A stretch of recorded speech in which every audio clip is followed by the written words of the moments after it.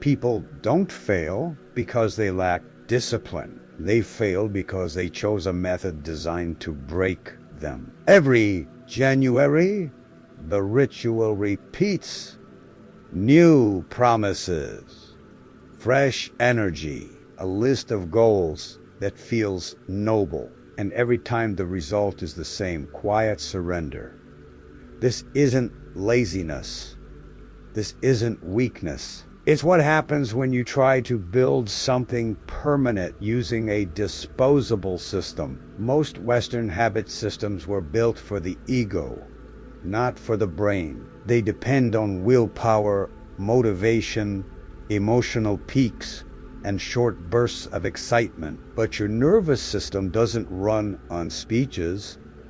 It runs on patterns. That's why failure hurts more than it should. You were taught that if you can't keep a habit, something is wrong with you. But in Japan, where practices are kept for decades, sometimes for an entire lifetime, the question was always different. Does the method support the human, or does it crush him? There is a brutal difference between trying to change who you are and building a system that makes change inevitable. You were trained to rely on willpower. The Japanese learned to design environments where willpower is almost unnecessary. Here is the real shock. If your habits keep breaking, they were never real habits. They were emotional spikes, disguised as commitment. A real habit does not wait for you to feel ready. It happens when you are tired, when you are confused, when you are unmotivated. It happens because the path was built for it, like invisible rails guiding a train. The train does not decide, it just moves. The human mind hates rupture. It craves continuity. When you try to become someone new overnight, the brain resists. But when you build a habit that respects who you already are, change happens without war. That's why you brush your teeth without effort but can't keep a workout routine. One is part of your system. The other is still being forced. If you take your growth seriously, subscribing to this channel isn't marketing. It's a quiet commitment to a different way of becoming. This method wasn't created to hype you. It was created to make you unstoppable. Your mind was never designed for the life you're trying to live. You wake up determined. At night, you negotiate with yourself. And almost every time you lose. This is not a moral failure. It is a biological conflict inside your brain. Two systems are at war. One wants immediate survival. The other wants a better future. The first one is ancient, fast, and loud. The second is new, slow, and quiet. When you say, "I'll start tomorrow," the primitive system is in control. It doesn't care about your health, your success, or yourself. It only wants to save energy right now. The human brain evolved to avoid unnecessary effort in the past that kept us alive. Today, it keeps us stuck. The biggest lie in personal development is that wanting something is enough. Wanting is irrelevant when your entire environment is engineered for comfort. Endless dopamine in your pocket, artificial food, constant stimulation. Your nervous system is under attack all day long, yet you expect discipline to win by itself. Japan never tried to fight this war inside the mind. They redesigned the battlefield. There is a word called, it doesn't mean discipline in the Western sense. It means education of behavior. You don't force yourself to be disciplined. You grow inside systems where the right behavior becomes the easiest one. Shoes are always left at the door. Bags always placed in the same spot. School routines that never change. The brain learns order. And once it learns order, it moves inside it without resistance.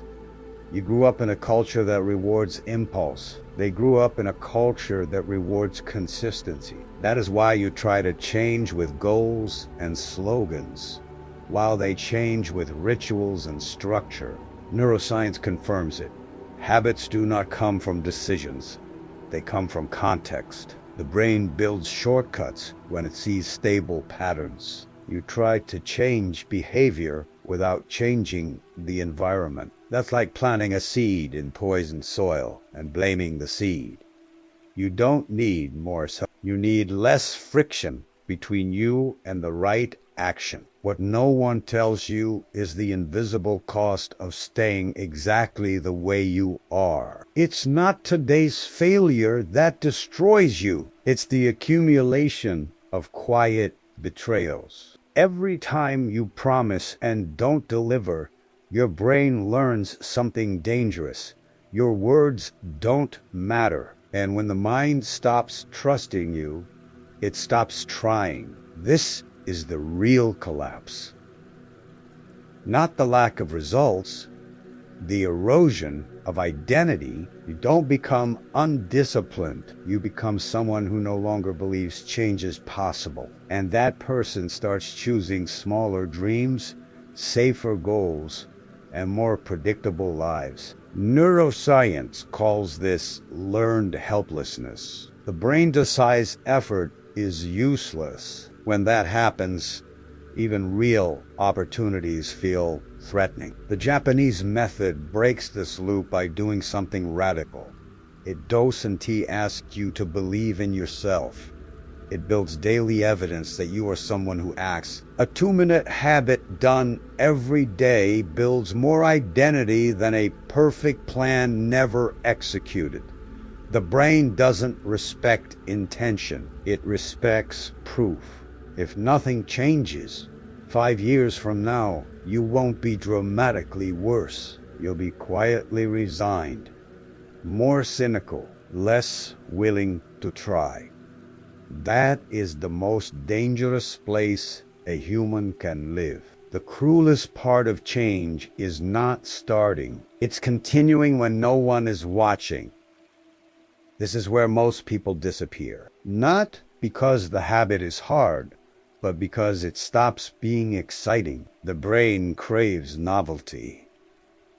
It wants reward. It wants to feel something big is happening.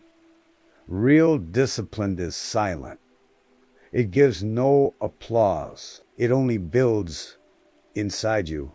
Two forces are fighting. One wants the comfort you already know. The other wants the life you haven't lived yet. Comfort always sounds reasonable.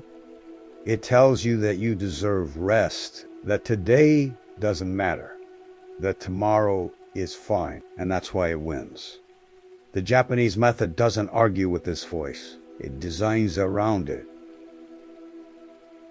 There is a principle called tiny improvements that feel too small to resist. When the step is smaller than the brain's alarm system, the mind doesn't fight.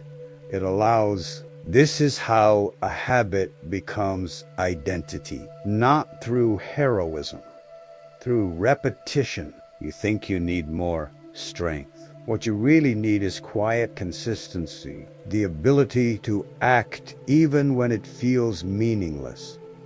The pain you feel now is not about the habit. It's about letting go of who you used to be. And the nervous system resists identity loss more than failure. If you don't choose to lose the old self, it will choose to lose your future. The Japanese method for habits that never break begins before the action itself. You don't change behavior first. You change space, rhythm, and meaning. In Japan, this is called shikumi, invisible structure. The system that shapes behavior without force. If you want to read, the book is not on a shelf. It's open where you sit. If you want to train, the shoes are not hidden. They are in your path. The brain follows what is easy. It always has. Then comes not big goals. Tiny actions that are too small to fail. 2 minutes, one page, one movement. The brain does not resist what feels trivial. And that's how you pass the barrier. Then comes Shitsuk, the education of habit. Same time, same place, same rituals. You don't decide every day. You execute what was already decided. When these three align, the habit stops being something you try to do and becomes something that simply happens. And here is what changes everything. You don't build habits to get results. You build habits to become someone who shows up, someone who honors the process, someone who doesn't need emotional highs to live with integrity. If you've stayed until the end, write the word rail in the comments. It's not a random word. It proves you understood that real change doesn't come from force. It comes from building a path. Those who build rails no longer need to push, and those who no longer need to push finally move forward.